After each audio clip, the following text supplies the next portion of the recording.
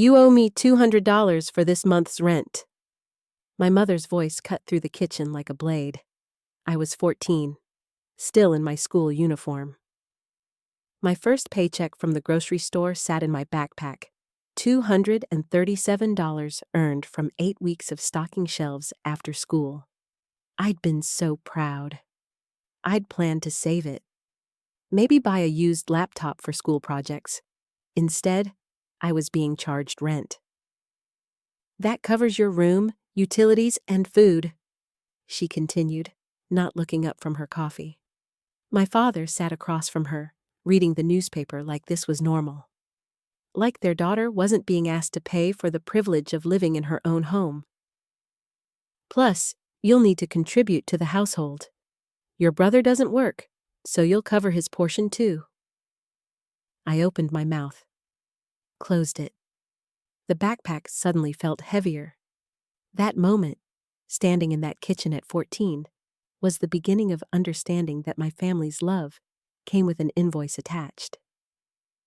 It took me 31 years to fully understand the cost. My parents, Diane and Harold Vasquez, had raised me with a specific philosophy about money. It wasn't unusual for their generation, they'd say later. Kids needed to learn responsibility. The world was hard. You couldn't coddle children, but what they called responsibility was actually control. What they called love was actually extraction. And what they called teaching me life lessons was actually theft. Every dollar I earned went into their hands. Babysitting money? Theirs. Birthday gifts from relatives? They'd hold it for me. Summer job earnings? Rent? School supplies I needed? I had to ask permission, and if I didn't earn enough that month, I went without. My mother kept a ledger, an actual physical notebook where she tracked every cent I owed her. She'd show it to me sometimes, running her finger down the columns of numbers like she was proving something. Like she was proving I was a burden. By the time I was 16, I'd worked 3 different jobs. I was taking advanced placement classes. I was on the volleyball team. And I was broke. Every penny evaporated into my parents' accounts. My mother would occasionally slip me $5 for lunch, and I'd feel grateful. Grateful for scraps of my own money. My brother, Devin, was 3 years older. He never worked, never contributed. He lived in our house rent-free while I paid for his portion of everything. When I asked why, my mother's answer was simple. He's a man. He needs to focus on his future. My future, apparently, was funding his. The worst part wasn't the money. Money can be replaced. The worst part was the message it sent into my bones, into the marrow of who I became. The message was, you are not worth protecting. Your labor exists to serve others. Your value is measured in what you produce. Love is conditional on your usefulness. And if you're not useful, you're a drain. I carried that into every relationship I ever had. When I turned 18, I moved out. Not because I wanted to, I was terrified of the world, but because I couldn't breathe in that house anymore. I'd saved exactly $73 by hiding money in a shoebox under my mattress, money my mother hadn't found yet.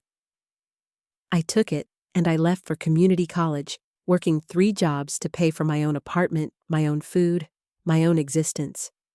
I was so used to having nothing that living alone felt like abundance.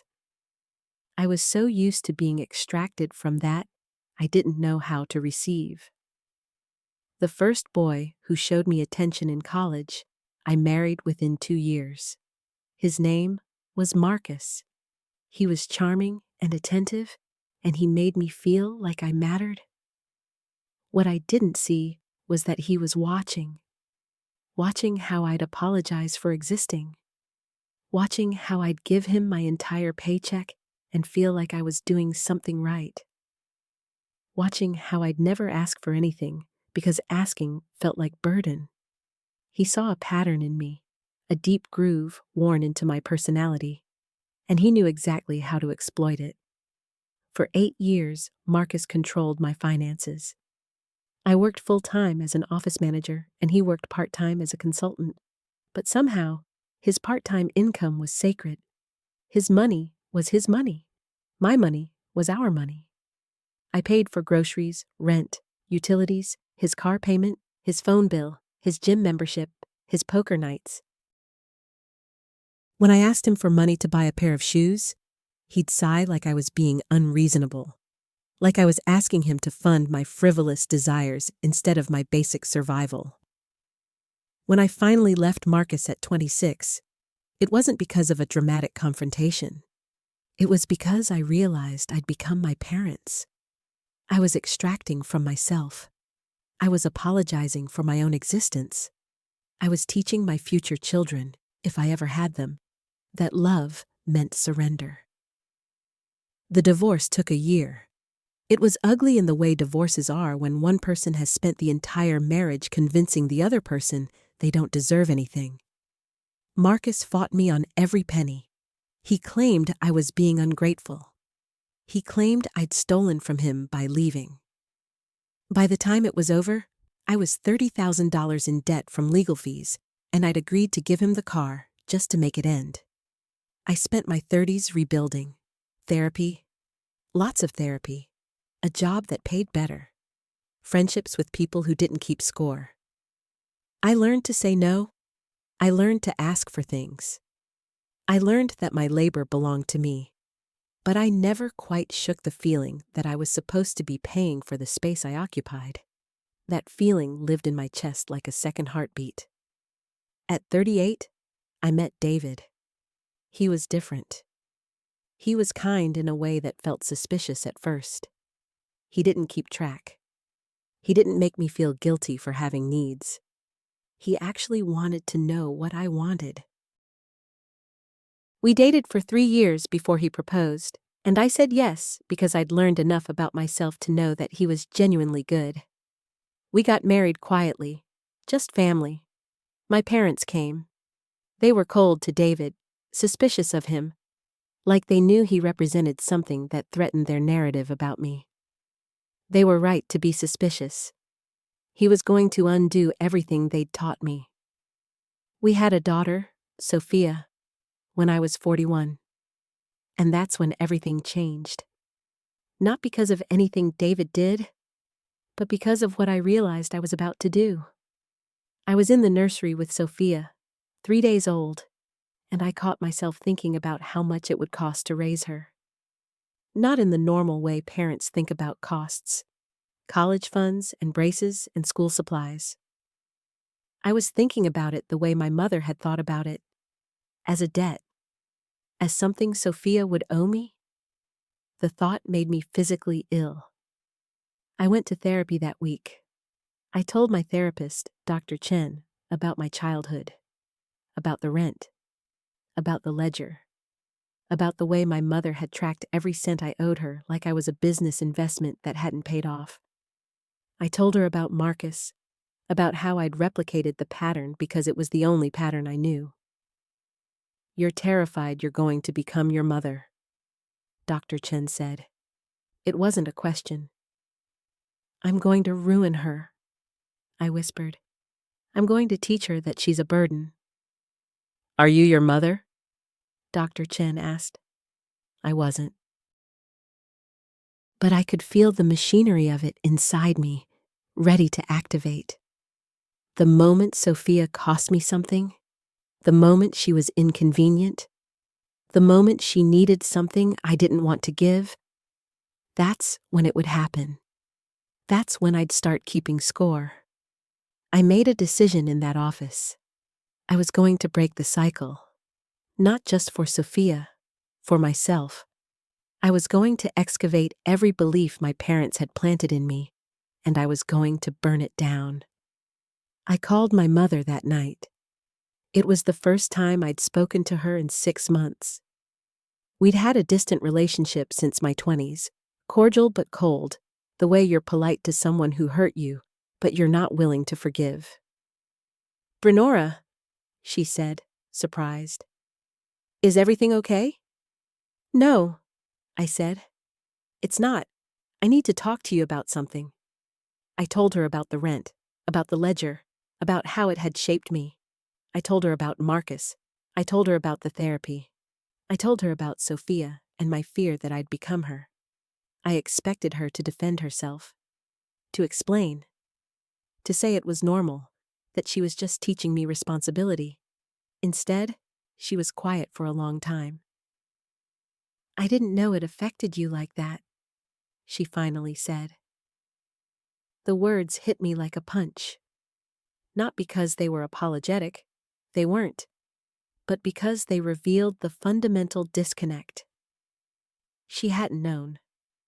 She'd never considered how it would affect me, because she'd never considered me as a person with an inner life.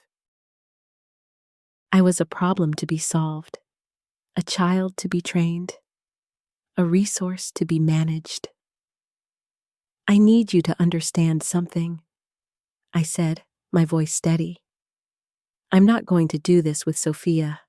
I'm not going to charge her rent. I'm not going to keep a ledger of what she owes me. And I need you to understand that when you did that to me, you taught me that I was a burden. You taught me that love had a price. You taught me that my value was measured in what I could produce. And I spent my entire adult life trying to unlearn that. My mother didn't respond. Not really. She made small sounds of acknowledgement, but there was no real understanding there. No real apology. Just a woman who had done what she thought was right, facing the consequences of her choices and not knowing how to process it. We hung up after that.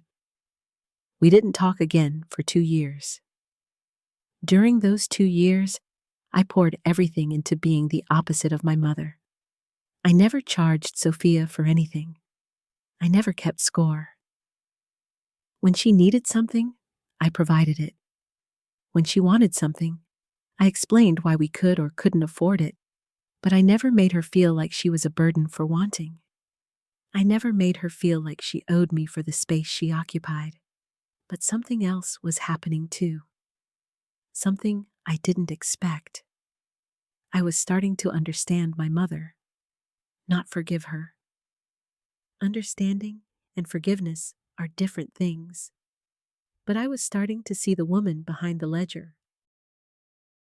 A woman who'd probably been raised the same way. A woman who'd been taught that love was conditional.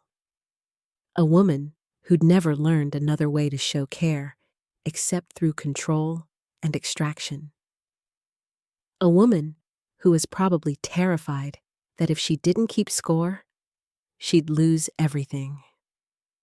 That understanding didn't make what she'd done okay, but it made it human. It made her human instead of a villain, and that was somehow harder to process than anger. When Sophia was 3, my mother reached out. She wanted to see her granddaughter. She wanted to be part of her life. I was hesitant. I didn't trust her, but I also knew that cutting her off completely would only perpetuate the cycle. So I said yes, but with boundaries.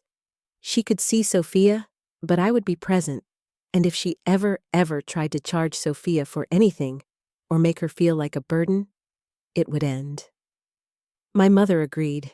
She seemed to understand, in her limited way, that something fundamental had shifted. The first time she came to visit, she brought Sophia a toy. A nice one, not cheap. She sat on the floor and played with her for 2 hours. She didn't try to teach her anything. She didn't try to improve her. She just played. And when it was time to leave, she hugged Sophia and didn't ask for anything in return. "Thank you for letting me see her," she said to me at the door. I almost broke. Almost. But I held firm. Thank you wasn't enough. Understanding wasn't enough. But it was a start. Over the next few years, my mother slowly became a different kind of grandmother. Not perfect, still occasionally making comments about money and responsibility. Still occasionally slipping into the old patterns, but trying. actually trying to be different. And I, in turn, was learning to let people try. But the real reckoning came when I was 45. I got a call from my father's doctor. Harold had had a stroke. It was moderate. He'd survive, but he'd need care, rehabilitation. My mother couldn't manage it alone. She was asking if I would help. I felt the old resentment rise up immediately. This was the man who'd sat at the breakfast table while his wife charged his daughter rent. This was the man who'd let his son live rent-free while extracting money from his daughter. This was the man who'd never once asked me how I was doing, never once acknowledged the damage they'd caused. But he was also my father, and he was hurt, and he needed help. I talked to David about it. He didn't tell me what to do. He just asked me what I wanted to do, what I could live with. I don't want to take care of him, I said. I don't want to be responsible for his recovery, but I also don't want to be the kind of person who abandons family because they hurt me. Those aren't the only two options, David said. You can help without sacrificing yourself. You can set boundaries. So I did. I arranged for a home care aide. I helped coordinate his physical therapy. I visited once a week, not every day. I was present, but not consumed. I was helpful, but not responsible for his healing. It was the first time in my life I'd managed to do something for my parents without losing myself in the process. During one of those visits, my father was more lucid than usual. The stroke had affected his speech, but he was still in there. Still, my father. I was helping him with his exercises when he suddenly looked at me and tears started streaming down his face. I thought it was the stroke. Emotional lability is common after strokes, but he managed to push out a few words. Sorry, so sorry. I didn't know what he was apologizing for. The stroke, the years of extraction, the way he'd let my mother build a ledger of my debt. I didn't ask. I just sat with him while he cried. After that day, something shifted in me. Not forgiveness, exactly, but a kind of understanding that my parents had been broken people doing the best they could with the tools they had. They'd been broken by their own parents, probably, and they'd broken me. And I was spending my life trying not to break my daughter. That was the cycle. That was how it worked. You got hurt, you hurt others, and then, if you were lucky, you became aware of it and you tried to stop. I was lucky. I'd become aware. My father recovered slowly. He never fully regained his speech, but he regained enough to live semi-independently with my mother's help. He lived another 4 years after the stroke. During those 4 years, I visited regularly. We never talked about the past. We never had a big confrontation or reconciliation. But there was a gentleness between us that hadn't been there before, a mutual acknowledgement that we'd both been damaged and we were both trying. When he passed away at 78, I felt sadness, but not devastation. We'd never had the relationship I'd wanted, but we'd had something. We'd had a beginning of something better. My mother lived another 6 years after that. During those years, she became increasingly involved in Sophia's life. She was a different kind of grandmother than she'd been a mother. More relaxed, more generous. Less focused on what Sophia owed her, and more focused on what she could give her. It was like she'd finally understood, in her 70s, what she'd gotten wrong.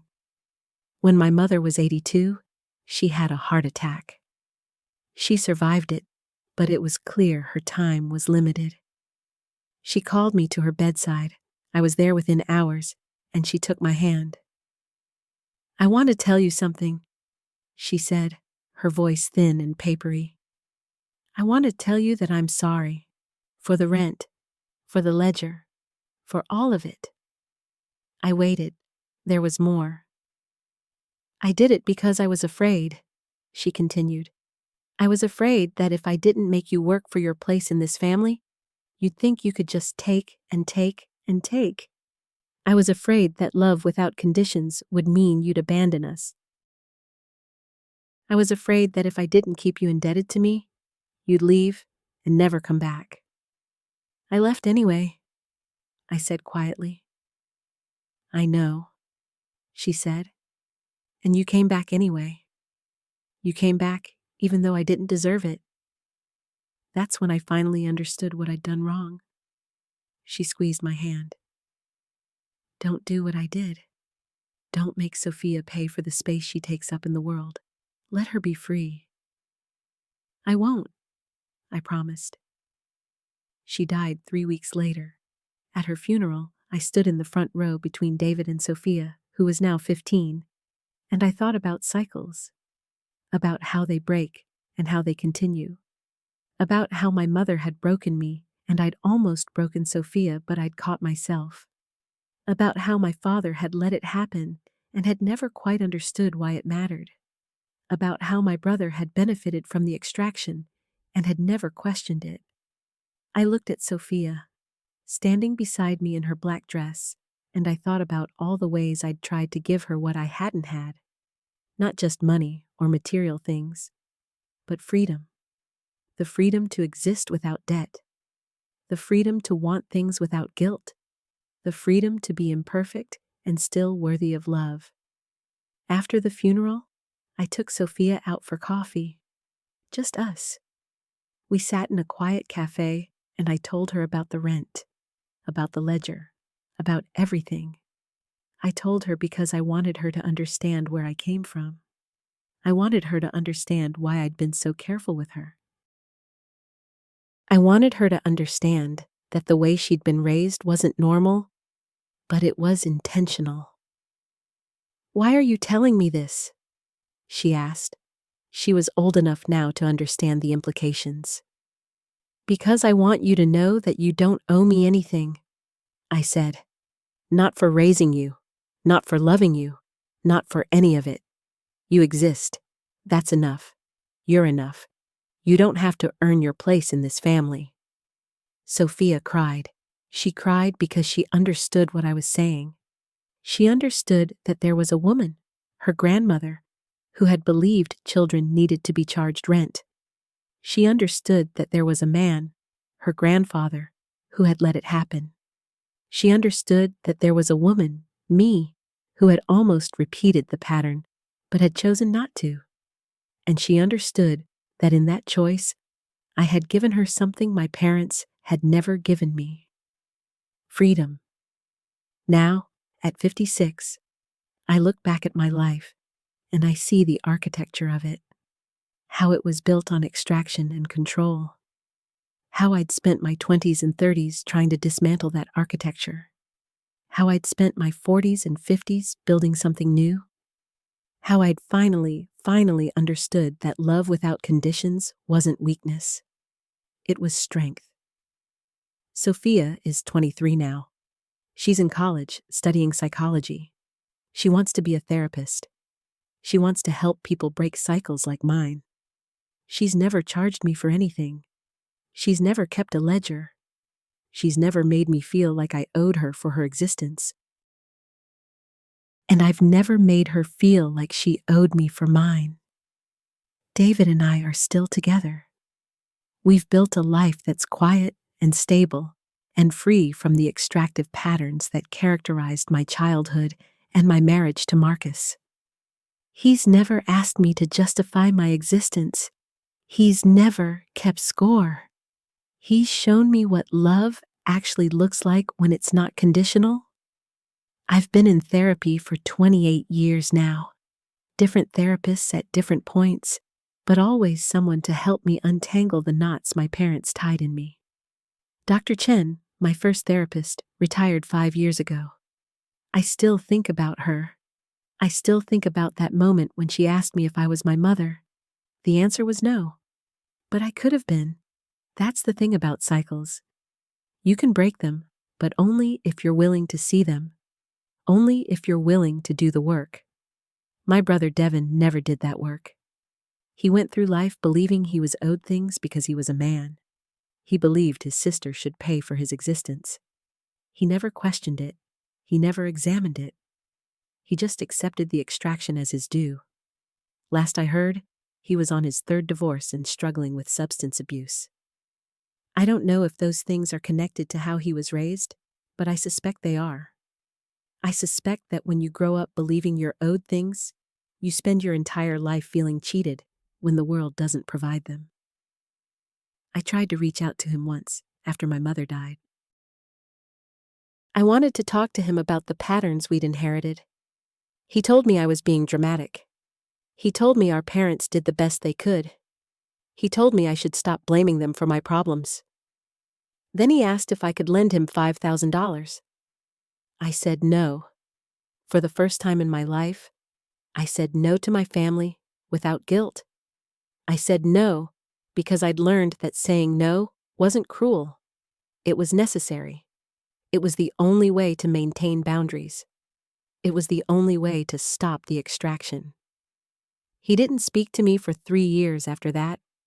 Then he reached out again, asking for money. I said no again. This time, he didn't get angry. He just accepted it. Maybe he's learning. Maybe he's starting to see the pattern. Or maybe he's just moved on to someone else who'll say yes. I've made peace with the fact that I can't change him. I can only change myself. I can only break the cycle in my own life and hope that Sophia carries that into hers. The thing I've learned after all these years is that cycles don't break easily. They don't break because you want them to. They break because you're willing to examine them, to understand them, to take responsibility for your part in them, and to choose differently. Every single day, you have to choose differently. Every time you feel the old patterns rising up, the urge to keep score, the belief that love should be conditional, the fear that if you don't extract from others, they'll take everything from you, you have to choose differently. Some days are easier than others. Some days, I still feel the ghost of my mother's ledger. I still feel the weight of my father's silence. I still feel the shame that Marcus taught me. But I feel them as ghosts now, not as truth. I feel them as echoes of a life I'm no longer living. I'm living a different life now. A life where I don't charge my daughter rent for existing. A life where my husband doesn't keep score. A life where I don't keep score with myself.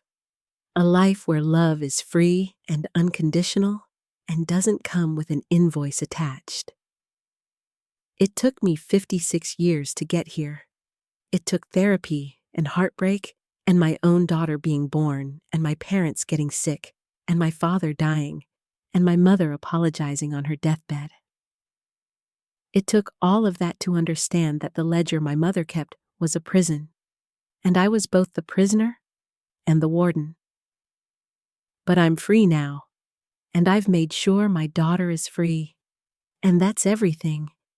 If you're carrying a ledger like my mother did, if you're keeping score with your children or your partner or anyone you love, I want you to know that you can stop. The cycle can break. It's hard and it's painful, and it requires you to examine everything you believe about love and obligation and family.